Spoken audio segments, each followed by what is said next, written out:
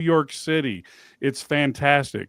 Well, Brad found out that they don't know anything. So, Brad, just give us your general impressions of what you saw tonight, and we will just give you the floor. I can't wait to hear this. Well, it was. I tell you what, it was one of the best atmospheres that I've seen to start that game. Packed house, you know, probably 60-40 Duke fans, but still a ton of fans. Sold out Madison Square Garden, and then the game started, and that's when it all went downhill. Um, uh, so to start with, so you get a meal voucher. I'm gonna give you the full story. You get a meal voucher, and so I go to the concession stand to get I got this the Midtown. It's a hot dog with beef shavings and cheddar, cheese, and onion straws. It's really good, right? Well, they screwed up my order. Instead, I got a regular hot dog, and I didn't have time to get something different. And so you can't change it. And so I just did. So I should have known at that point it was going to be a Should have crap show. left. I should have left. Should have just came home at that point. No, you know, it was amazing. I mean, we watched that Michigan State game where they missed 19 shots in a row at the end, and you thought, now that's the worst thing I've seen. And then you watch this game, and they missed they missed all 16 threes in the first half. They were 1 for 16 against Michigan State, so they're actually getting worse from 3-point range, if that's humanly possible. So it was hard to watch, and there wasn't a great deal of, the weird part about it is they were beaten. You could just see it in their body language, and just didn't feel like they had an answer. Didn't feel like they had it, and they didn't bring like Brad Underwood said post game. One thing I completely agreed with him. There's a difference between playing hard and competing. Like, you can run up and down the court fast, and you can think you're playing hard, but you're not being physical. You're not being tough. You're not competing. And part of it is mental too. It's not just physical playing hard. You have to be mentally tough. Um, just step up and get stuff done. And they didn't do it from the tip. It was all Duke. There were some moments when you thought Illinois was okay. I thought they ran good offense in the first half. I really did.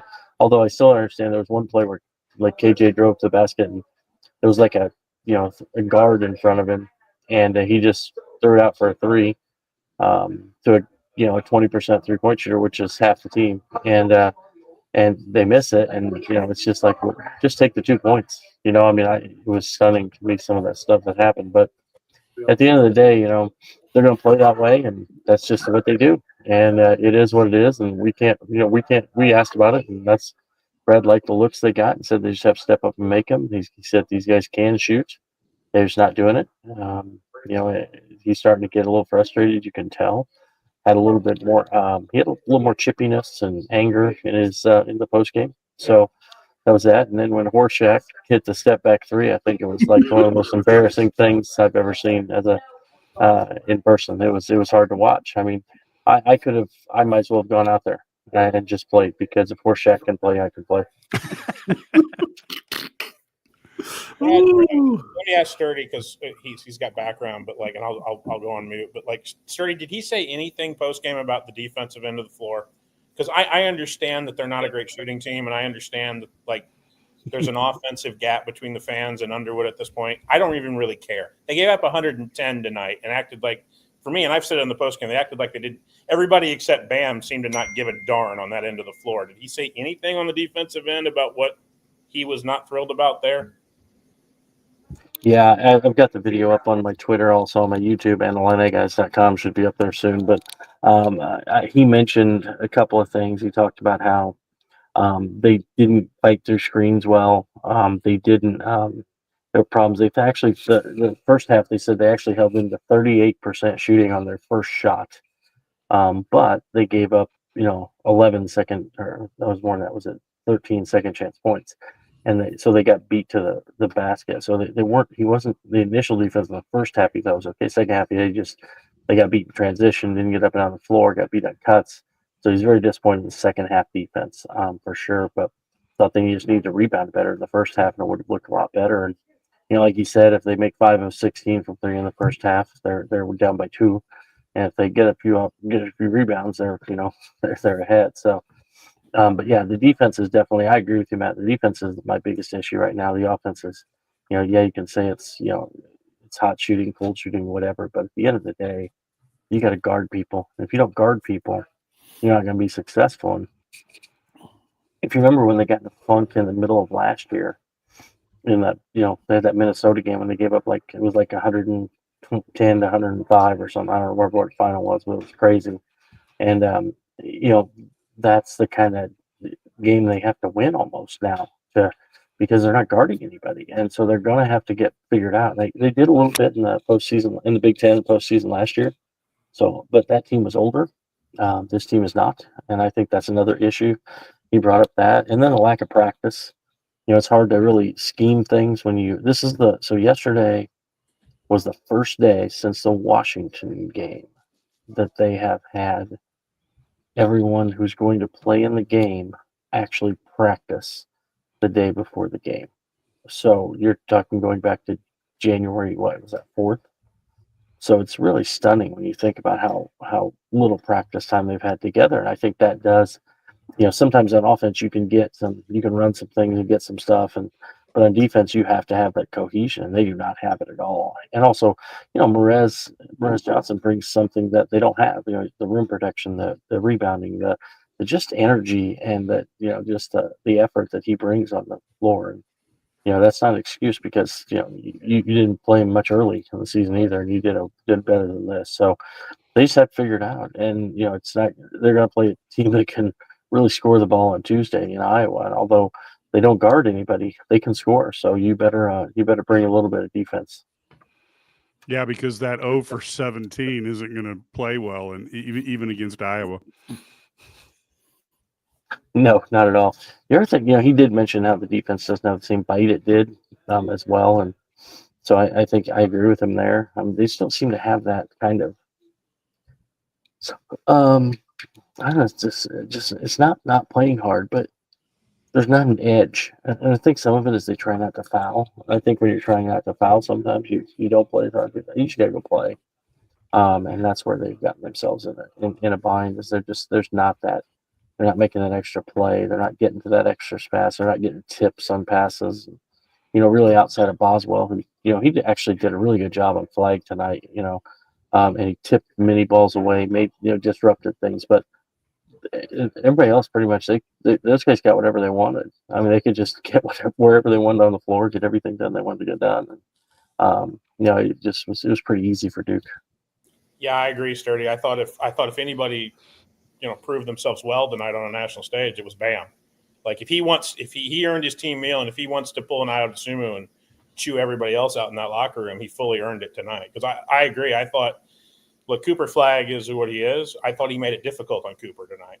I really did. He got some shots off, but he used his physicality really, really well when he got that defensive matchup. So if Bam wants to, dog cuss his teammates on the plane ride home, he's fully in the right in my eyes.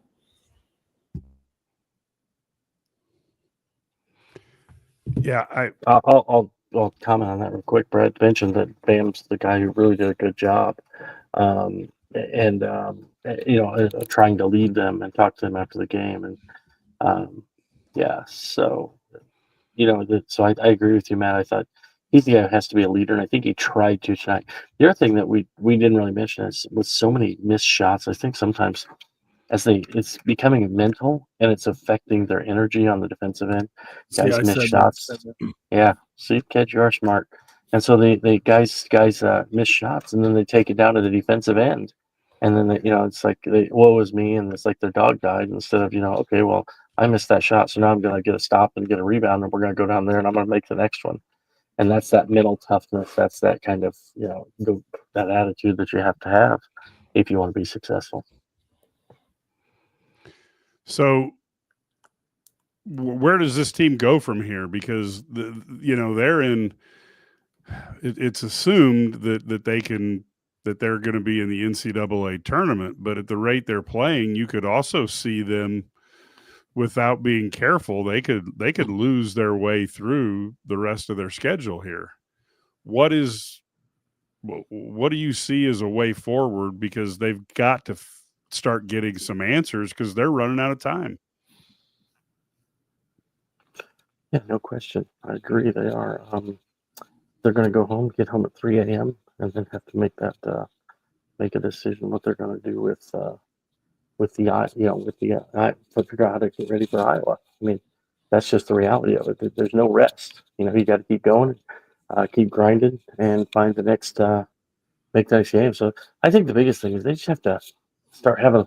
And I know that I talked to we talked to Kasparas and Trey White after the game, and both guys said that they still have confidence in their guys, but I think there's some questions right now. Guys passing up shots, they think they're going to miss. They think they're going to, they're afraid to shoot it, and I think that is affecting them. So I think the biggest thing is you got to come out, and I think that all it takes sometimes is that one time when things start clicking, and then you feel better. And they need one of those games. It needs to be Tuesday against Iowa, where they make some shots, where things go their way, and then they feel good about themselves, and then when things don't go your way, you can't go back into that same shell where, you have that same problem.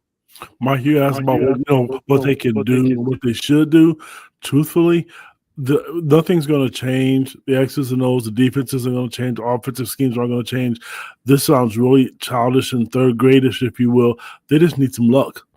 Brad's right. They just need a couple shots to go in to get their mojo back. They know they're not a good three-point shooting team. Coach Underwood can say whatever they want. They're playing. They know what their statistics are.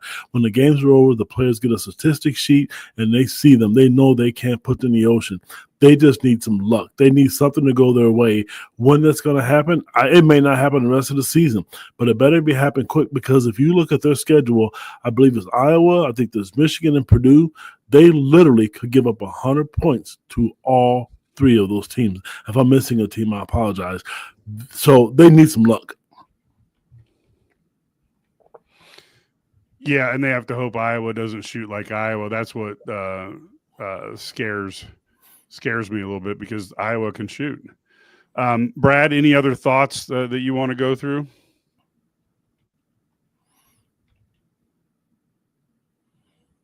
Is there anything else left to say? I mean, I don't know what you say. I mean, at this point, that was just really. Well, we have people who are ready for Brad Underwood to be fired, which I'm not going to debate that he's having a rough year, but I think that's insane. But you can maybe address that. Well, I think it's over the top. People are getting to. I mean, I just, I want this and I want that, and I get it, whatever. But you look at. I mean, Kansas finally had a good game today. They had to play a really bad Oklahoma State team to get it right, but they did keep winning by a lot, didn't they? They were up like 30 when I turned it off, but I assume they did. I guess I didn't look, but after coming off of losses at Utah and to a really bad Utah team getting destroyed by BYU, so and Bill Self's one of the best coaches in college basketball, and so stuff happens. It isn't easy. It's difficult. Everybody's trying to win games. I think the biggest thing they have to learn from is all this. I don't think it's not gonna fix itself in the next 2 weeks. We like to talk about the season. I think the biggest thing they have to learn, they have to be older moving forward. You cannot have a team of young guys and new guys and expect to be, to win big. Now you can have enough talent that you can compete, and they've competed this year for the most part, except for the last couple games. But this is a situation where they're going to have to, in the offseason, be a little bit more, a little bit better at getting older. So, in other words, you're talking, just to try to clarify, you're talking targeting well in the portal so that you can get older to provide support for those younger, talented players? Yeah, exactly. And you got to, or keep some guys around, whether it's, keep some guys around and get older guys in the portal to go with your young, talented guys, because that's really the thing. I mean, there was a time their four best players were Yakichonis and Merez and Ivasic and Riley. All freshmen. I mean, I know they list Ivasic sophomore, but he's a first-year college guy. Right.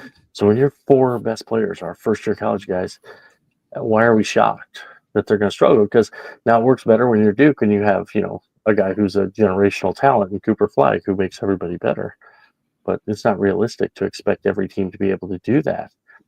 So it's much better to keep veteran guys and have veteran guys. And I just, so I think they've learned, Brad always said, get old, stay old.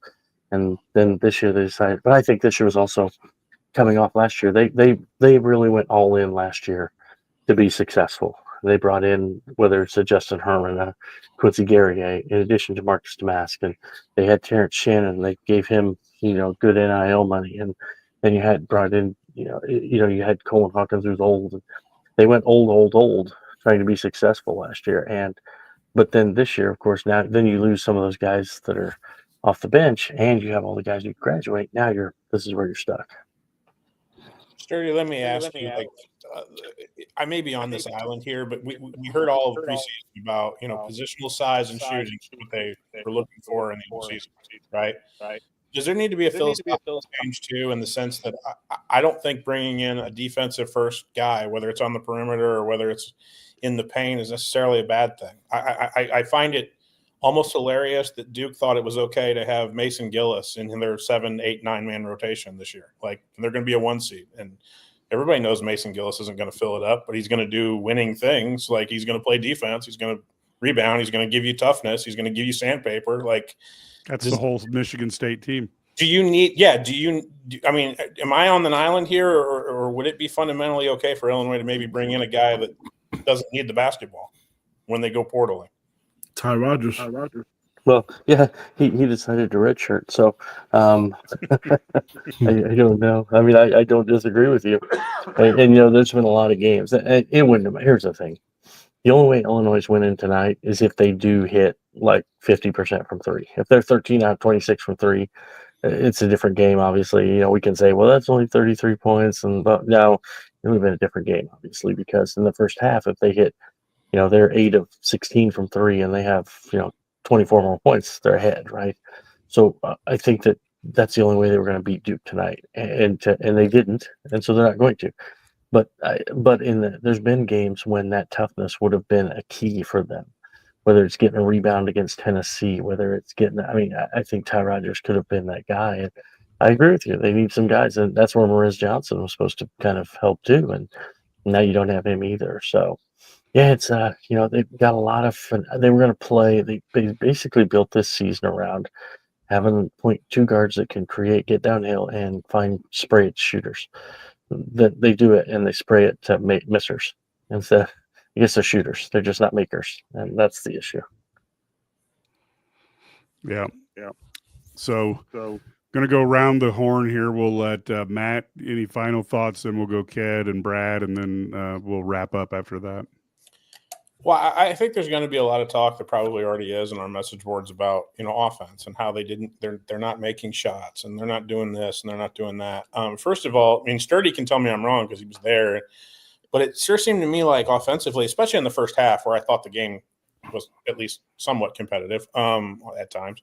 I thought they got a lot of what they should have been getting. I thought they got what they wanted. I thought there was really good offense being run in the first half by Illinois, and I've mentioned it like 4 different times. I think there was a time where they were 16 of 19 on twos and 0 of 17 from three. Like, that's okay. Then make the defense adjust. Like, and if they have 2 feet in the paint, then we'll figure out how to adjust to that. But Illinois is just, I just don't want to hear about the offense on a night where you give up 110 and you play like that. Like, I don't want to hear about the offense. I don't want to hear about Illinois not being able to make shots. Like, I agree with Sturdy. I don't know if Illinois would have won this game without making a whole lot of shots. I do know the game would have been competitive if Illinois had scored 67 points, if they'd have given a damn on that end of the floor. Like, and that's where I struggle with this right now, is that you have a head coach that said that this is what the program was going to be built on philosophically in its keystone, and right now it doesn't have any of that. And I'm confused about where that went. My take, I'm going back to the drawing board. They get on the plane. They get home at 3 o'clock tomorrow in the morning. Each player is going, because they all have iPads, they're going to learn sets, whether it be Tyler, Orlando, Jeff Alexander, or Zach. They need to draw sets, and they need to score off some of those. There was a couple tonight that I liked. I think they ran against Wisconsin where the wing pass is thrown to Ibiza at the top of the key. They think it's a backhanded pass, and then whether it was KJ in Wisconsin tonight, Drayvon Gibbs-Longhorn got a dunk out of it. They need to run more sets. They're not, because right now what they're doing, teams are just sitting on that dribble handoff. They know it's coming. Then, unfortunately, KJ has to make a great pass for a guy to get a shot. And right now, if Visich has no lift on his shot, I would force them to do that in practice. There's no need for conditioning. There's no need for the exercise bike. There's no need for the free throw shooting. They need to run things where they can stop the bleeding, number one. And then they also need to take pride in defense. When you miss defensive assignments in practice, if you want to use that damn treadmill, then you use it then. Because you're both, well, all right, they have to guard, but they can't continue to shoot threes like this because everybody's going to sit on it. And they're all doing it. So in order to stop that, you have to be able to get layups. Now, I'm not going to sit here and make this about Shauna Green and men and women's basketball. Don't at me with all that sexist crap because I don't want to hear it. But I will tell you this. She has some really good sets that she runs when teams start to make a run at her. So that's what coaches should do. I would do that. Mike, you asked. That's what I would do differently. Yeah, and I look at people didn't understand what a valuable commodity Terrence Shannon Jr. was last year and Kofi was the 2 years prior, because it was hard to make long runs on Illinois because you could get it to either guy. And the odds are, if you get it to them on 2 consecutive possessions, they're going to score on one of the two. And so you can stop streaks. Or get to the free throw line. Yes. Yeah, exactly. And so without a super stud like that, and I will tell you the other thing is, and this is going to be old man screaming at a cloud here, but I do wish for the days when you had the 2-year eligibility rule, because you could get a guy like KJ and Tomislav and Will Riley, and we would be going, okay, they're freshmen. I cannot wait until next year because they're going to be a little older and they're going to have an off season to get better. And of course, nowadays they go off to the NBA and you start over again. And this team without the older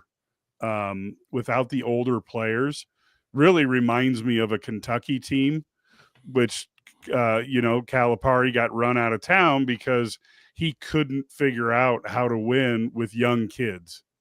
And I think that's having too young is your issues.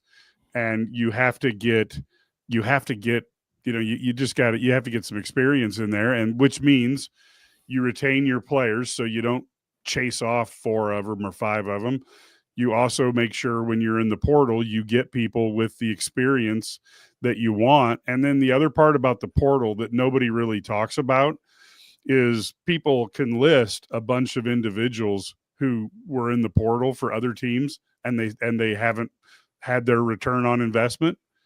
That's just like the draft. You look at the NFL draft, you look at the NBA draft, they have years of film on these guys and they still pick people who stink. And on top of it all, you've got to make sure that the NIL dollars are right, and you got to make sure that mom and dad are okay. I mean, it's not easy. I'm not trying to say Brad Underwood has to get better. That's just a fact of life. But balancing all this is really tough. And I do think that, Sturdy talked about it. You got to get older and stay older. And boy, a Ty Rodgers, just from the experience standpoint, would have been a huge value. Now, if you like what you've seen, we don't usually go this long after a game, but we thought this would be one that people would be responsive towards. We try to be fair to the Illini team. We assume that the coaches and the players are going to try their best. Didn't come out very good, but we assume they're trying. If you like what you saw, IlliniGuys.com is where we can put all of the different rumors and innuendos that we can't report on our front page and we can't talk about here. 27 cents a day, 99 cents, $99 a year. Please do that. That's what helps pay for us to get Brad to New York. That's what pays to get Matt to Wisconsin, things like that. So we appreciate every subscriber. And of course, you can subscribe to our YouTube channel or our podcast on an audio basis. We would love to have you. And of course, if you would like to advertise, we're always looking for advertisers who want to be on these podcasts and our weekly radio show, the Illini Guys Sports Spectacular. So, folks, we have to be honest, we got to hope for a better showing against Iowa. The good thing is Iowa is a very good shooting team, but they don't have the athleticism that you saw out of Duke. They are a longer team, but they aren't long and athletic. But this team will be quite a challenge for the Illini, who are going to have to up their game if they want to get some more W's this season. Until Tuesday, go Illini.